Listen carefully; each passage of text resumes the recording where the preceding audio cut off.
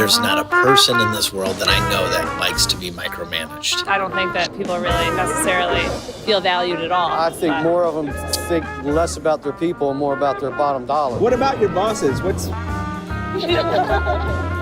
Can we change the song here? If you had a better boss, what would a better boss do?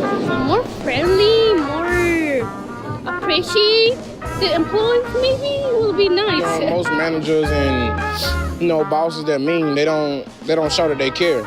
That's really how they are. If you care for them, they feel something for the company, and it's not just I'm working for someone that actually cared for me when I needed someone to care for me or something like that, My company's been good to me, but they drop me if the dollars and cents aren't there, But I don't blame them for that. That's business. That's America. Anybody that's got a job they complain about, they need to go somewhere else because that's not good for your health. And a lot of people are doing just that, leaving. According to Forbes, 2 million people leave their jobs every month because of poor leadership, lack of trust and empowerment, internal politics, and a lack of recognition. A Mercer study showed 32% of the workforce is actively looking for a new gig at any given moment. And 75% of workers say they take another job if one came along because they don't feel valued, appreciated, or cared for by their employer. I just talked to a lady that worked for me at the other company. She hasn't had a raise in 7 years. She went to the boss the other day and asked if she could get a raise, and their response to her was, "You're getting a paycheck every Friday. If you don't like it, leave." The short-sightedness of this sort of thinking is comical, and the productivity lost due to low morale is staggering.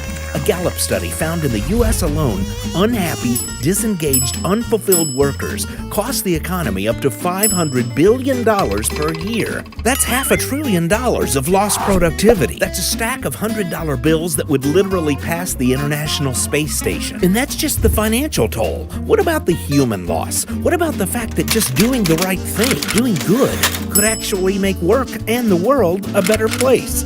Best-selling author Simon Sinek has been saying that for years. I think the major problem in business leadership today is that there is no leadership. There's a lot of management. It's a very short-term attitude to just think of people as a resource that you just pay and expect them to do their work. You don't even have to take it from a human perspective. The human perspective, isn't it good to look after people? This is a team. We're responsible for the lives of human beings. But if you want to be cold-hearted about it, people who like coming to work more are more productive. People who feel safe amongst their own, who can trust the people that they work with, are more likely to offer bigger ideas, take better risks, be more innovative, be more productive. There's a whole host of good business reasons that has nothing to do with the humanity of it all. Well, that's nice, Simon, but are there businesses that care about humanity? Well, there are quite a few businesses like this that do exist out there. This is Raj Sisodia, another best-selling author and professor of global business at Babson College. Well-known companies like Southwest Airlines and Google and Starbucks and Costco and Container Store and Patagonia.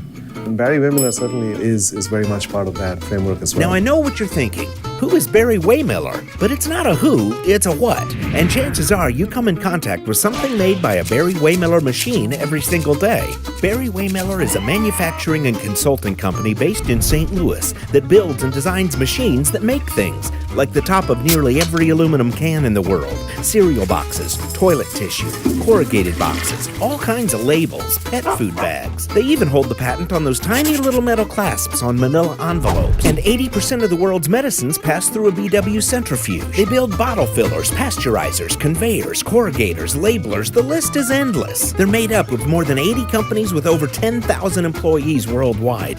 Around the year 2000, they came to the realization that the most valuable part of the company wasn't their manufacturing or consulting, but rather their people. And leadership, not management, was going to make the difference. This guy is Bob Chapman, Barry Wehmiller's CEO. He'll be the first to admit that in his early days of leadership, people-centric thinking was not part of his business plan.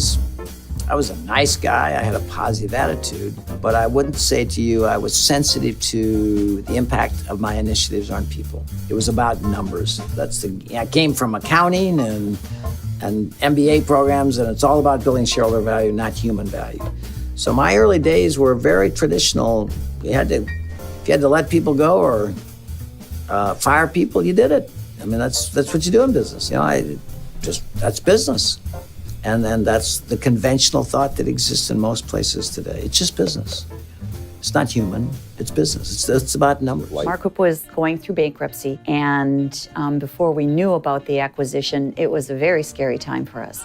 This is a small town. So when Barry Waymiller came in and made the acquisition, I personally believe that they saved Phillips. Saving a town is a pretty lofty statement, but it was through acquisitions like the one in Phillips, Wisconsin that challenged Bob and his team to realize a greater sense of responsibility for their rapidly growing number of employees. What I realized is that everything I learned about being a good parent was about leadership. Everything I learned in business school was about management. Everything I learned was wrong in terms of the relationship I had with the people in our organization.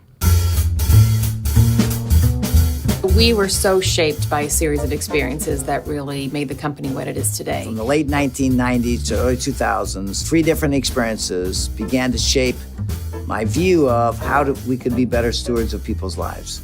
What we call the sort of why can't business be fun movement. He had completed an acquisition and he was in a new facility, saw people in the morning talking around coffee, talking about March Madness, and then he watched them walk back to their offices as it got closer to 8 o'clock, and he watched the energy and the enthusiasm drain out of their bodies, and he just kind of asked himself, why can't business be fun? Why do we call it work? Why do we call it a job? Why can't it be fun?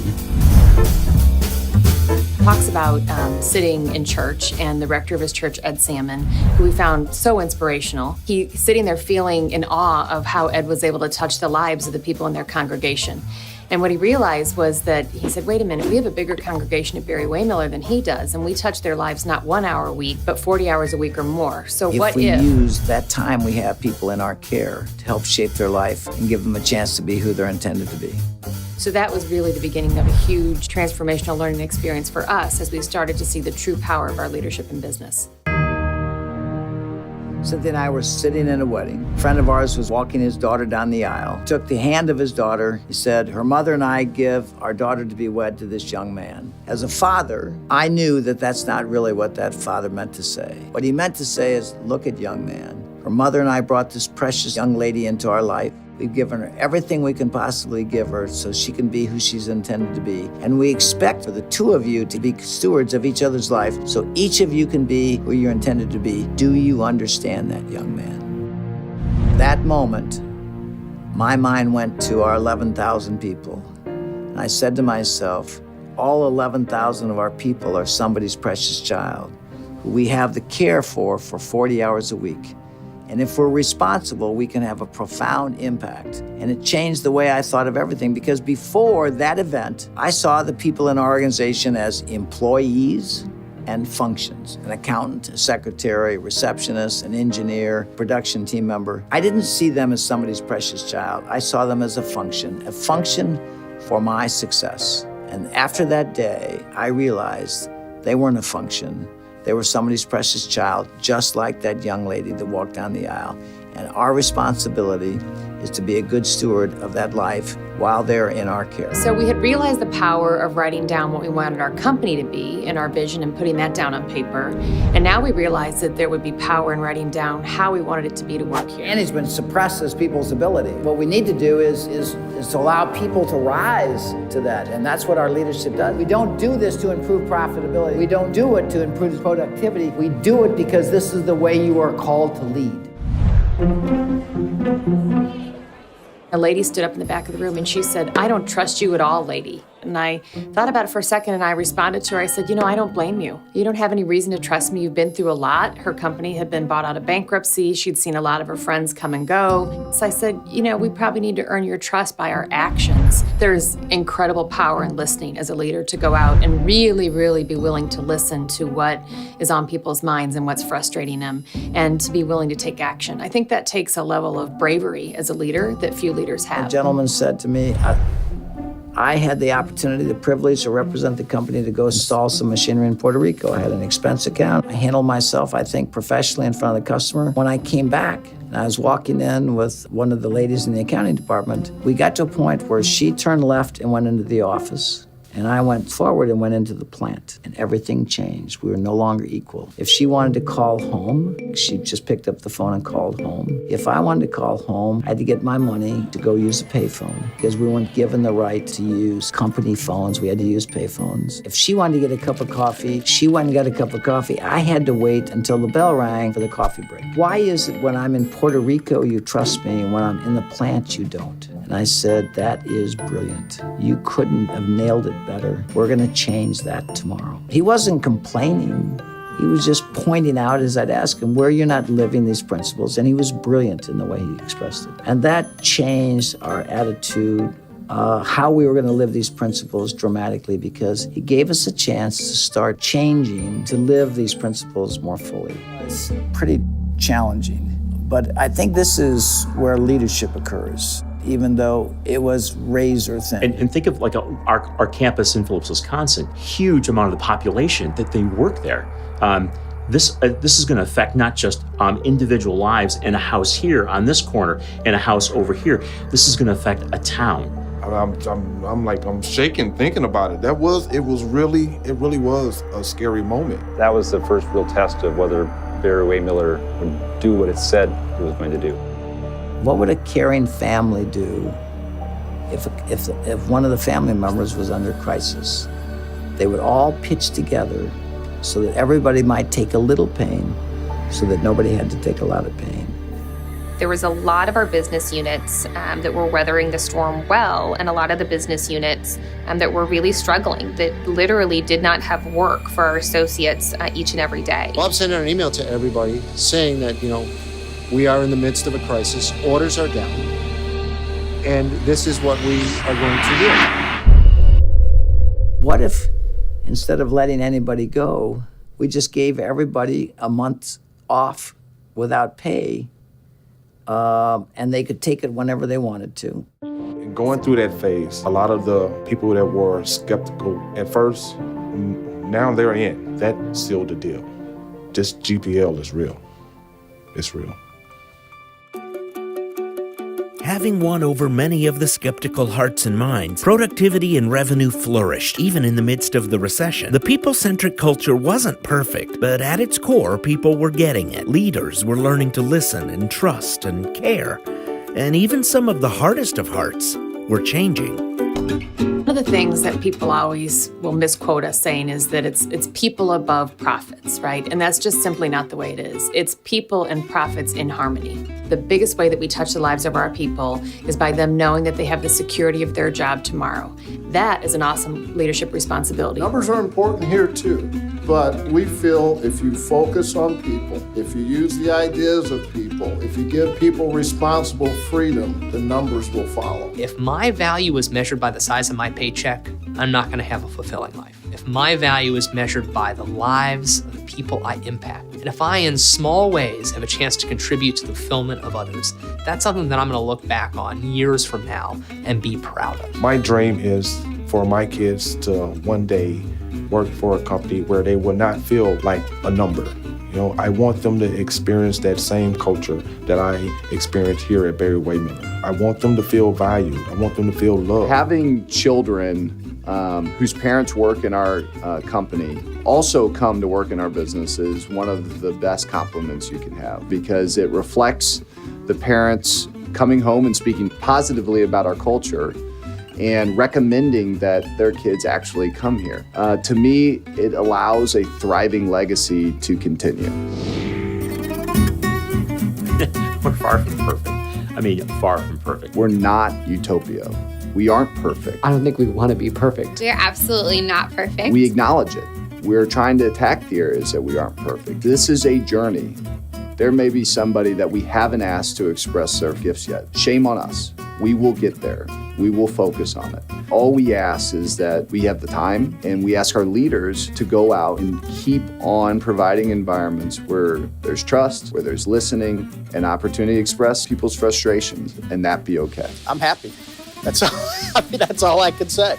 Like I said, I'm happy. I wish I'd have been able to start here 30 years ago, but I found a company like this to work for. When you know someone trusts you, it actually raises your awareness. I mean, you're almost like you're trying to meet what they already expect out of you. Yeah, I love my job. It's a great place to work. It's a challenge. I love my job. What more can I ask for? Somebody once told me years ago, the greatest motivator is fear. And he meant in business. People need to be afraid of you and afraid they're going to lose their job. Otherwise, they won't do what they need to do. I just think that's terribly wrong. And I don't think that's where you want. You want to work, you've worked for it, and you don't work for other people like that. I think that what Bob has achieved and what Barry Waymiller demonstrates is that it doesn't all change overnight. It is a momentum. It is like exercise. It is like parenting. You know, it's hard work, and you don't always get to see the results of all of that labor and stress and sacrifice. But you get these little glimmers that you realize it's all worth it, and that's kind of the point. I don't think it's possible to overstate the importance and the power and the potential of creating a work environment where people feel valued and respected and have an opportunity to be fulfilled in their work. And it doesn't matter whether you're in a service business or you're in a manufacturing business, it makes no difference. At the end of the day, everyone wants to be part of something. And if you give me an opportunity to play a meaningful role, I'm going to give you 150%. And any organization powered by people who care and are cared for is a heck of a lot better place to work. It's a better place to buy things from. It's just a better place. The most exciting part of life is learning. And being a better listener, being a better husband, being a better father, being a better leader, being a better friend, being a better community member. I think we should all aspire to never be satisfied with where we are and always be better. And that's our whole message is to be good stewards of the lives entrusted to us. That is what leadership is. It is the stewardship of the lives entrusted to you.